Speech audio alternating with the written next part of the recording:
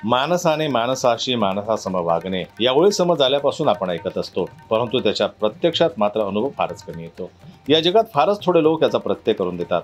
मात्र चंद्रपूर येथील तुकुम परिसरातील नागरिकांना नुकताच याचं उदाहरण पाहायला मिळालं।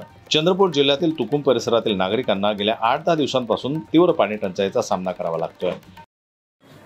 आमच्या वार्डात 7 दिवसापासून नळ आले नव्हते, त्याच्यामुळे आम्ही अभिषेक दादाला कॉल केला। त्यांनी त्या दिवशी पण नाही का नळ म्हणजे टँक पाठवली, आज पण पाठवली। आणि मेन गोष्ट म्हणजे आमच्या वार्डात एक मोठं मायरुकाचं झाड होतं, त्याला 3 वर्षापासून आम्ही तोडण्यासाठी कितीतरी प्रयत्न केले। महानगरपालिकेला गेलो, MSCB ऑफिसला गेलो, तरी आमचं ते काम कोणीच करू शकले नाही। पण हे अभिषेक दादांनी 8 दिवसाच्या आत करून देतो म्हटलं, तर त्यांनी त्यांचा शब्द पाळला आणि आमचं झाड म्हणजे झाडापासून आम्हाला खूप त्रास होता, ते झाडाची कटाई करून दिली त्यांनी। हां, आमची एक समस्या आहे का आमच्या वार्डातले नवीन नळ पण अजूनपर्यंत सुरू नाही झाले आहे, अजून कनेक्शन सुरू झाले नाही।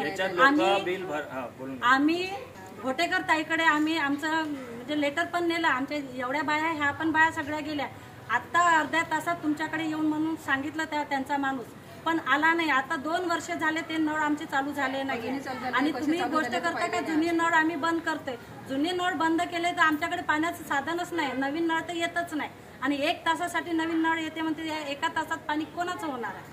आणि हे समस्या बस इतकेच लोकांची नाही, तर याच्या मागच्या पण गल्लीची ना त्याच्या मागच्या पण गल्लीची आहे। तर या समस्यावर हल काढणं हे आपल्या सगळ्यांचं आणि सरकारचं काम आहे। या गंभीर परिस्थितीत युवा सामाजिक कार्यकर्ते अभिषेक डोईकडे आणि त्यांच्या टीमने माणुसकीचा हात देत थेट पाण्याचे टँकर नागरिकांच्या दारात उभे केले।